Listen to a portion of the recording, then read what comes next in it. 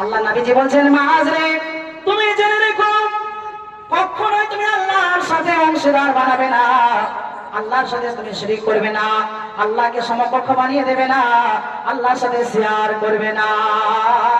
ওয়া ইন কুতিলতা ওয়া হুররিকতা, রে মাআজ, তোমাকে যদি হত্যা করে দেওয়া হয়, কাতাল করে দেওয়া হয়, কেটে কেটে যদি তোমাকে টুকরো টুকরো বানিয়ে দেওয়া হয়, ওয়াহুররিকতা, কিংবা তোমাকে যদি আগুনে জ্বালিয়ে দেওয়া হয়, আগুনে পুড়িয়ে দেওয়া হয়, আগুনে যদি জ্বালিয়ে শেষ করে দেয়, তবু মাআজ রে, শিরকের মতো গুনাহ তুমি করিও না। তাহলে শিরকটা কত বড় অপরাধ, কত বড় অন্যায়। আল্লাহ নবীজি মাআজকে বুঝাচ্ছেন যে মাআজ, তোমাকে যদি কাতাল করে দেওয়া হয়, হত্যা করে দেওয়া হয়, পিস পিস করে দেওয়া হয়, টুকরো টুকরো করে দেওয়া হয়, এরপরেও তোমার ওই হালাতেই যদি জীবন চলে যায়, জীবন চলে যাচ্ছে, চলে যাক, আল্লাহর সাথে শিরক করবে না। এই শিরক এটা মহাপাপ। যদি তোমাকে আগুনে পুড়িয়ে দেওয়া হয়, আগুন জ্বালিয়ে দেওয়া হয়, এরপরেও তুমি শিরক করবে না, শিরক হলো মহা জুলুম, শিরক হলো মহা পাপ, অতএব তুমি শিরক করিও না। তাহলে যারা আমরা এমনটা সন্তানদের সাথে করে রেখেছি যে আমরা শিরকের কাজগুলো করে রেখেছি, তাবিজ করে নিয়েছি, আজকেই আপনি তাবিজকে ছিঁড়ে লাথি দিয়ে উড়িয়ে ভেঙে ফেলে দেবেন। আপনার কবিরাজ আপনাকে ধোঁকা দিচ্ছে, আপনার ব্রেনে শয়তান ঢুকে গিয়েছে, আপনাকে শয়তান ওয়াসওয়াসা দিতে আছে, এই তাবিজ করলে তোমার বাড়িতে জিন আসবে না, ভূত আসবে না, হাওয়া লাগবে না, তোমার গরু নষ্ট হবে না, তোমার বাড়িতে অমুক নষ্ট হবে না। কেউ কেউ আবার গাছের স্যান্ডেল ঝুলিয়ে দেয় না, বারুনের মুঠা, বারুন ঝাড় দিয়ে দিয়ে ক্ষয় হয়ে গিয়েছে, সেটাকে আবার ঝুলিয়ে রেখেছে। কি কারণে ঝুলিয়ে রেখেছে? কারণটা কি? জি, এগুলো সবই শিরকের অন্তর্ভুক্ত। আজ থেকেই শিরকের যে সব কাজগুলো রয়েছে একবারে লাথি মেরে দিয়ে ঘুরিয়ে দিন। এই শিরকের যত যাবতীয় কাজ আছে সব কিছুকে ছেড়ে দিন। শিরক এত বড় মহাপাপ যেটা আল্লাহ সহ্য করেন না, যা আপনারা একটু আগে কোরআন এবং হাদিস দিয়ে আপনারা স্পষ্ট বুঝতে পারলেন যে শিরক করলে মানুষ জাহান্নামে যাবে, জান্নাত তার জন্য হারাম করে দিয়েছেন।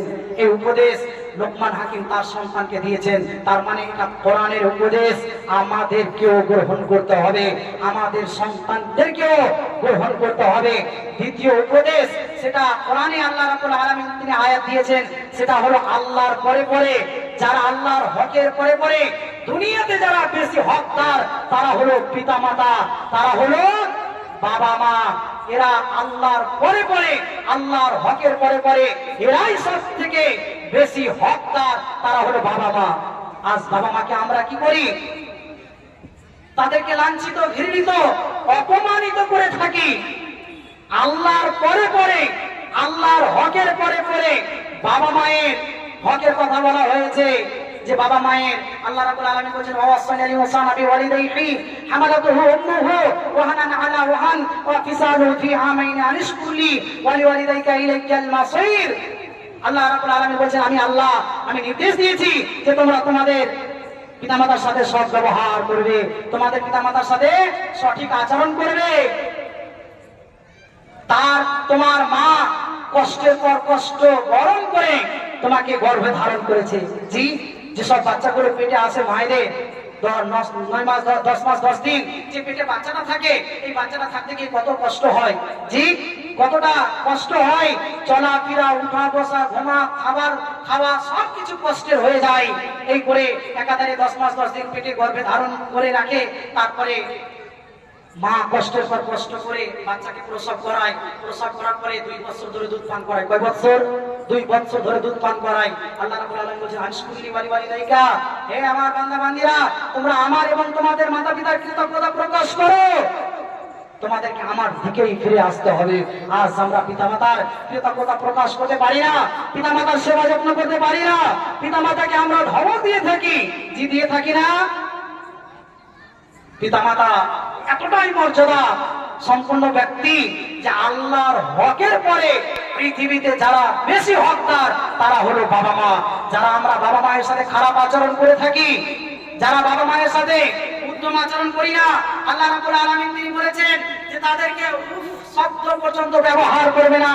ওয়াকাদা রাব্বুকা আল্লা তা'বুদু ইল্লা ইয়াহু ওয়া বিল ওয়ালিদাইনি ইহসানা ইম্মা ইয়াবলুগান্না ইনদাকাল কিবারা আহাদুহুমা আও কিলাহুমা ফালা তাকুল লাহুমা উফফিন ওয়া লা তানহারহুমা ওয়া কুল লাহুমা কাওলান কারীমা। আল্লাহ রাব্বুল আলামিন তিনি বলছেন, হে বান্দা বান্দিরা, তোমরা আমার ইবাদত করবে, আমার ছাড়া অন্য কারো ইবাদত করবে না। এবং তোমাদের মাতা পিতা যদি তোমাদের অবস্থায় তোমরা বেঁচে আছো, এই অবস্থায় যদি তারা বার্ধক্যে পৌঁছে যায়, তোমাদের দুইজন মাতা পিতা তোমাদের জীবন দশায় যদি তারা বয়স্ক হয়ে যায়, বৃদ্ধ বৃদ্ধা হয়ে যায়, তাহলে তাদেরকে উফ পর্যন্ত শব্দ বলবে না। কি বলবে না? উফ শব্দ বলবে না।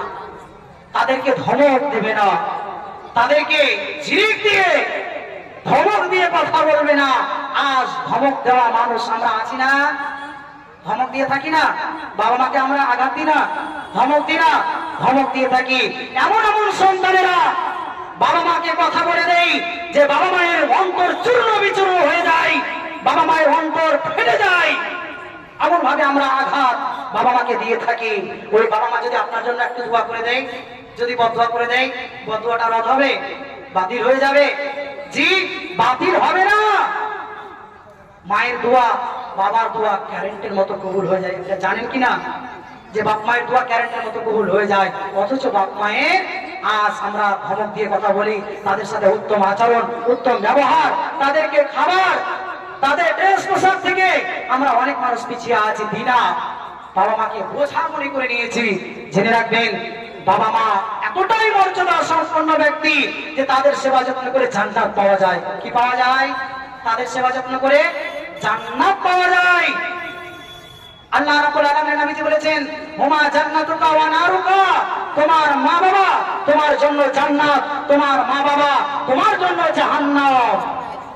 তুমি যদি মা বাবার সেবা যত্ন করতে পারো তাহলে তুমি জান্নাতে যাবে।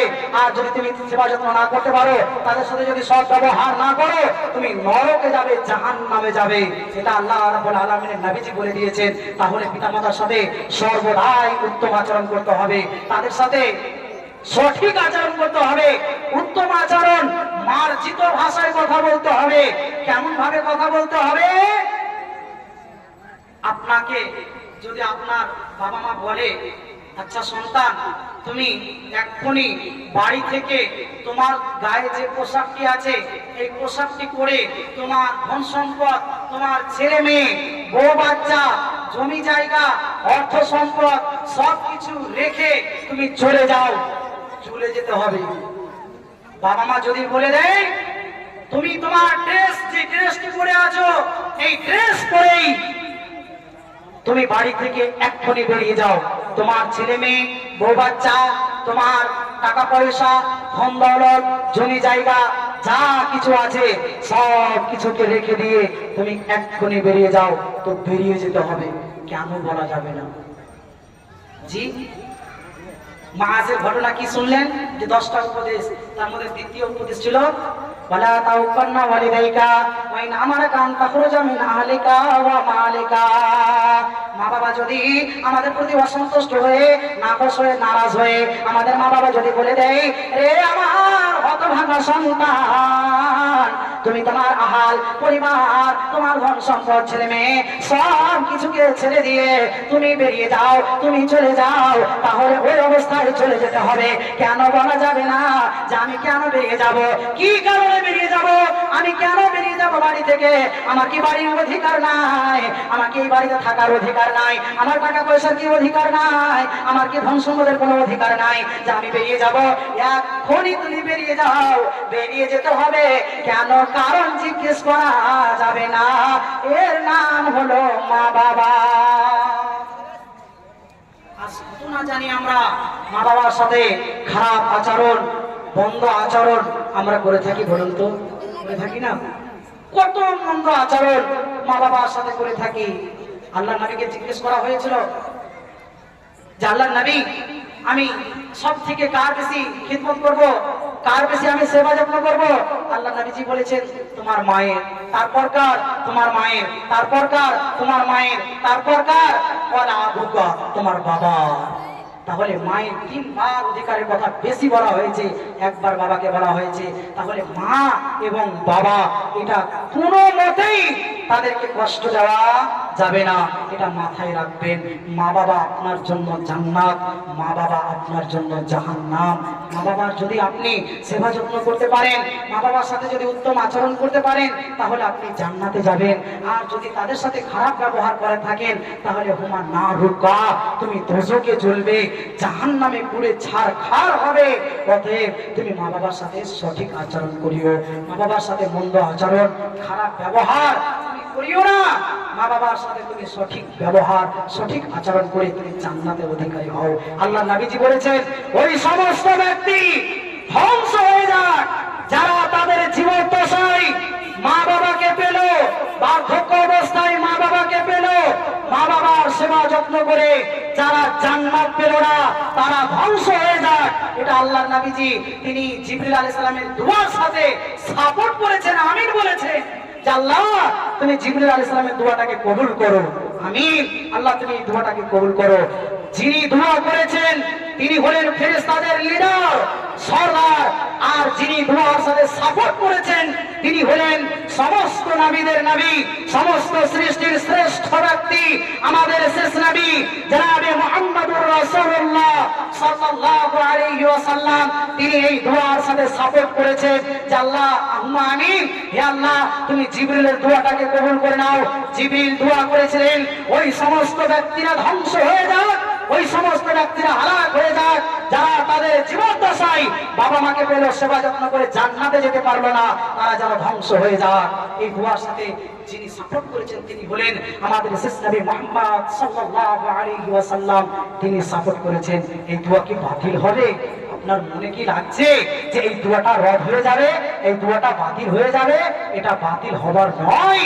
তাহলে যারা আমরা পিতামাতা পেয়েছি, এখন বেঁচে আছে, তাদেরকে ধমক দিয়েছি, তাদেরকে আঘাত দিয়েছি, গাল মন্দ করেছি, হাত পা ধরে কান্নাকাটি করে তাদের কাছে ক্ষমা চেয়ে নেবেন, তাদের কাছে ক্ষমা চেয়ে নেবেন পা ধরে, নইলে আপনার পর জীবনে রেহাই নাই। কঠিন জটিল শাস্তির সম্মুখীন হতে হবে, নরকে যেতে হবে, জাহান্নামে যেতে হবে। যারা আমরা পিতামাতা পেয়েছি তাদের সাথে উত্তম আচরণ করে জান্নাতের অধিকারী হতে হবে। জি, আজ থেকে পিতামাতার সাথে সৎ ব্যবহার করবেন তো? যাদের আমাদের পিতামাতা বেঁচে আছে আমরা সবাই তাদের সাথে সদ্ব্যবহার করবো তো? বলুন ইনশাআল্লাহ করবো। জোরে বলেন ইনশাআল্লাহ আমরা করবো। তাদের সাথে উত্তম আচরণ করতে হবে। জি, আর আপনি কথা আপনাদেরকে বলি যে বাবা মা আজ আমরা সঠিক আচরণ ব্যবহার পাই না কেন জানেন? বাবা মা সন্তানদের কাছ থেকে সঠিক ব্যবহার পায় না কেন জানেন? অনেক বাবা মা অভিযোগ করে, বয়স্ক মানুষ তারা বলে বেড়ায় লোকদেরকে, ওকে বলে ওকে বলে ওকে বলে বলে বেড়ায় আমার ছেলেকে খেতে দেয় না, আমাকে পড়তে দেয় না, ড্রেস পোশাক দেয় না, জামা কাপড় দেয় না, আমার ঘর বাড়ি সেরকম ঠিকঠাক নাই তবুও করে দেয় না, বলে না? বলে বলে কিন্তু বাবা মা কিভাবে সন্তানকে মানুষ করলো যে ওই সন্তান বাবা মাকে খেতে দেয় না? এর জন্য বাবা মা দায়ী। সন্তানকে নষ্ট করেছে আমরা বাবা মা, যার কারণে আজ বাবার সাথে লড়াই লেগে যায়, লাগে না? বাপের সাথে লড়াই, বাপের সাথে মারপিট, বাপের সাথে ছেড়ি ধরে নেই গলাতে, বাপ বাটাই আঘাত করে, এরকম দেখেননি আপনারা? দেখেছেন? বাবা মায়ের সাথে এরকম লড়াই শুরু করে দেয়। তার মানে আমরা আমাদের সন্তানদের শৈশবে অধিকারকে নষ্ট করে এসেছি, তাদের আমাদের সন্তানদের অধিকারগুলোকে আমরা নষ্ট করে দিয়েছি, যার কারণে এই সন্তানেরা আজ যেন বাবা মায়ের কথা শুনে না। যারা আমরা সন্তান জন্ম দিচ্ছি, শৈশব অবস্থায় সন্তানেরা রয়েছে, এই সন্তানদের অধিকারগুলোকে নষ্ট করবেন না। আপনি বাবা মা তাকে ধ্বংসের দিকে ঠেলে দিতে পারেন না। আপনি যখন বয়স্ক হবেন আপনার ছেলে মেয়ে আপনাকে লাত জুতা দেবে না, আপনাকে আঘাত করবে না, তো কি করবে? সমাজের মানুষ আমরা ছেলে মেয়েদেরকে জন্ম দিয়ে ছেড়ে দিয়েছি রাস্তায়, কোন দায়িত্ব নাই। জি এরকম নাই? বাপ মা আমরা জন্ম দিয়ে ছেড়ে দিয়েছি রাস্তাঘাটে, বিন্দাস চলাচল করছে, কোনো দেখভাল নাই, কোনো শাসন নাই। কেউ যদি শাসনও করে তার উপরে আঘাতহানি হয়, তার উপরে কথা চড়াও হয়। কেন তুমি মারলে? কে মারার আদেশ করলো? কিসের তুমি ক্ষমতা দেখাচ্ছ? এই যে ক্ষমতা দেখাতে কি নিয়ে পড়ে আছে মানুষ। সন্তানের অধিকার নষ্ট করবেন না। আমরা অধিকার নষ্ট করছি যেই দিন আমরা বিবাহ করছি, সেই দিন থেকে আমরা সন্তানদের অধিকারগুলোকে নষ্ট করে আসছি। তো লোকমান হাকিম উপদেশ করে সন্তানকে বলেছিলেন, প্রিয় সন্তান, তুমি আল্লাহর পরে যেটা অধিকার সেটা হলো বাবা মায়ের অধিকার, সেই অধিকারগুলোকে পালন করবে। এটা আল্লাহ রাব্বুল আলামিন তিনি বলেছেন। মুফাসসিররা বলছেন যে লোকমান হাকিম এই বাবা মায়ের ওসিয়তটা, উপদেশটা তিনি দেন নাই, তার কারণ এখানে নিজের স্বার্থ রয়েছে, যার কারণে তিনি এই উপদেশটা দেন নাই। আল্লাহ রাব্বুল আলামিন পরপর এই আয়াতগুলোকে নাযিল করেছেন।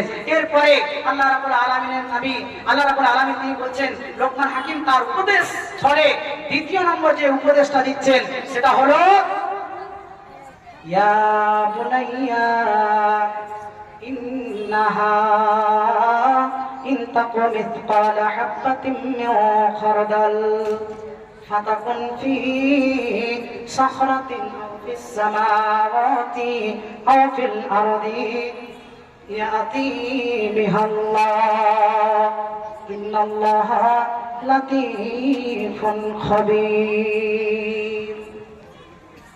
লোকমান হাকিম উপদেশ ছলে তিনি বলছেন, প্রিয় সন্তান, ইন্নাহা ইন তাকু মিসকালা হাববাতিন মিন খারদাল, আমার প্রিয় সন্তান, তুমি জেনে রেখো তোমার জীবনে পুণ্যের কাজ কিংবা গুনাহের কাজ এতটাই ক্ষুদ্র যে সরষার দানা পরিমাণ ক্ষুদ্র যদি হয়, আও ফিস সামাওয়াতি আও ফিল আরদি, আর সেটা যদি আসমানে হয় কিংবা জামিনে হয়, জামিনের মাটির তলায় তুমি এমন এক প্রাসাদ, এমন এক ঘর বানিয়েছ, এমন সিস্টেমে কাচের ঘর বানিয়েছ যেই ঘরে মশা মাছি কিছুই প্রবেশ করতে পারে না, এমন তুমি নিরাপদ ঘর বানিয়েছ। আর ওই ঘরে তুমি বসে ছোট্ট মতো একটা সরিষার দানা পরিমাণ তুমি জীবনে গুনাহের কাজ করে দিয়েছ কিংবা পুণ্যের কাজ করে দিয়েছ। আল্লাহ রাব্বুল আলামিন বলছেন, ইয়া আতিবিহাল্লাহ, নিশ্চয় আমি আল্লাহ ওই তোমার ক্ষুদ্র থেকে ক্ষুদ্রতম এই অপরাধ আমি আল্লাহ এটা এনে উপস্থিত করে দেব। ইন্নাল্লাহা লাতীফুন খাবীর, নিশ্চয় আমি আল্লাহ সূক্ষ্মদর্শী, আমি আল্লাহ সূক্ষ্মদর্শী, আর সে আজিম থেকে আমি দেখতে পাই। চিন্তা করতে পারলেন? ছোট্ট সরষার দানা পরিমাণ যদি জীবনে গুনাহ হয় কতটা। লোকমান হাকিম সন্তানকে উপদেশ ছলে সতর্ক করছেন যে বেটা, তোমার জীবনে যদি সরষার দানা পরিমাণ পুণ্যের কাজ কিংবা গুনাহের কাজ, পাপের কাজ হয়ে যায়, সেটাই আল্লাহ এনে উপস্থিত করতে পারবে। পারবে কি পারবে না? যে আল্লাহ পারবেন, বলেন আল্লাহ পারবেন না? পারবেন না? কি মনে হয় আপনাদের আল্লাহ পারবে না? এই যে দেখুন, এতগুলো মোবাইলে আমার রেকর্ড হচ্ছে, কথাগুলো আমার ভিডিও হচ্ছে, আমি যতক্ষণ কথা বলবো আমার কথাগুলো হুবাহুব উঠে যাবে। হুবাহুব উঠবে না? না কোনোটা ছুটকারা পেয়ে যাবে, কোনোটা বাদ পড়ে যাবে? জি, যতক্ষণ রেকর্ড চলবে, যতক্ষণ ভিডিওটা চালু থাকবে, আমার কোনো কথা ছুটকারা হবে? বাদ পড়ে যাবে? বাদ পড়বে না। পৃথিবীর মানুষেরা পৃথিবীর ব্রেন নিয়ে, পৃথিবীর জ্ঞান বুদ্ধি নিয়ে তারা মোবাইল বানালো, সফটওয়্যার বানালো, রেকর্ড সফটওয়্যার বানিয়ে আমরা মানুষদের কথাগুলো হুবহু উঠে নিতে পারি, হুবহু কথাগুলো উঠে যায়। এগুলো পরবর্তী সময়ে 10 বছর, 20 বছর, 50 বছর, 100 বছর, 1000 বছর ধরে এইগুলো ভিডিওগুলো থেকে যাবে।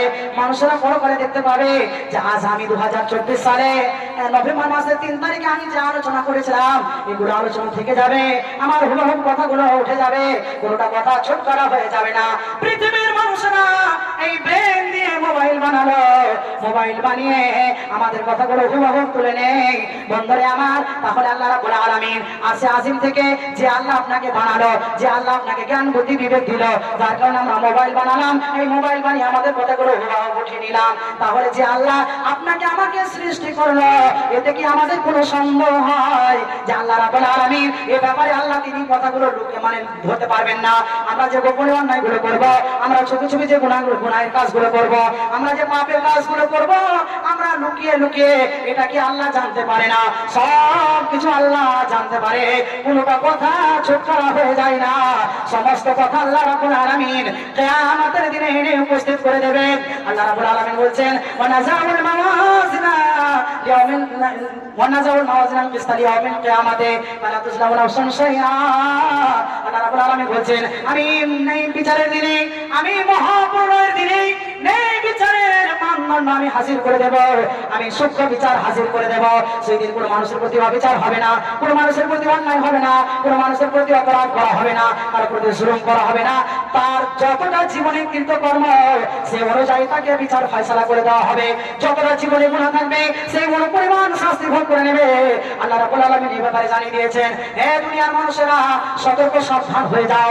পৃথিবীর জমিনে যতটা তোমরা অন্যায় করবে, যতটা তোমরা পাপ করবে, তার পরিমাণ তোমাদের শাস্তি ভোগ করতে হবে। যতটা আমরা অন্যায় করব, যতটা আমাদের অপরাধ ঘটবে, যতটা আমাদের অন্যায় জীবনে ঘটবে, পাপগুলো ঘটবে, এতটাই শাস্তি ভোগ করতে হবে।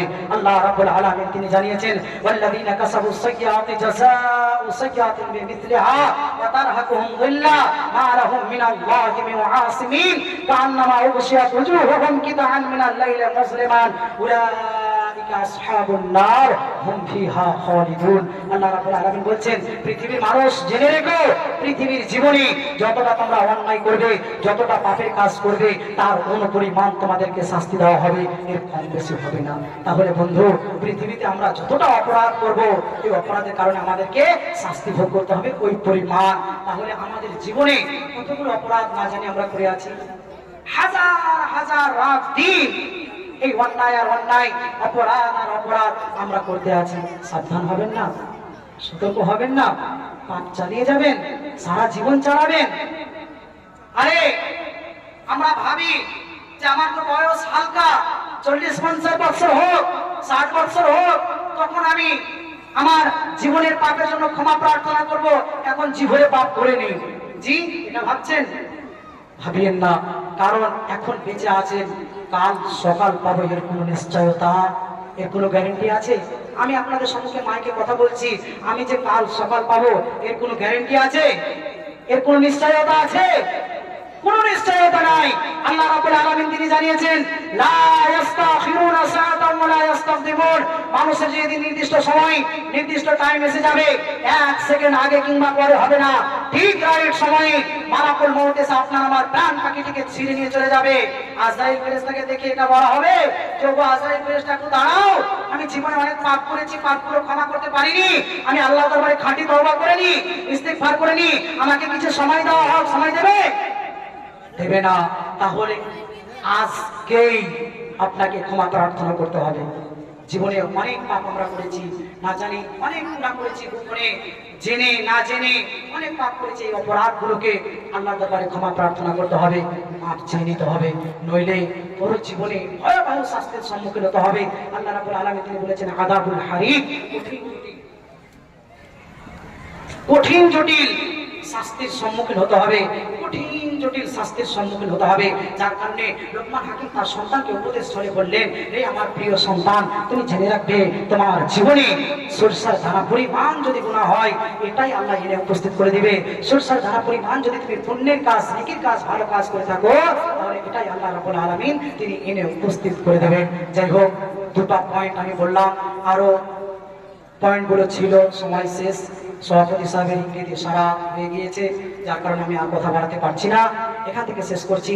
তাহলে আমি শেষে বলে আল্লাহ রাব্বুল আলামিনের কাছে দোয়া করবো, ইয়া রাব্বুল আলামিন, এই যে আমরা উপদেশমূলক কথাগুলো শুনলাম, লোকমান হাকিমের কথাগুলো, তার সন্তানের উপদেশের কথাগুলো আমরা শুনলাম, আমরা যেন আমাদের সন্তানদেরকে এইভাবে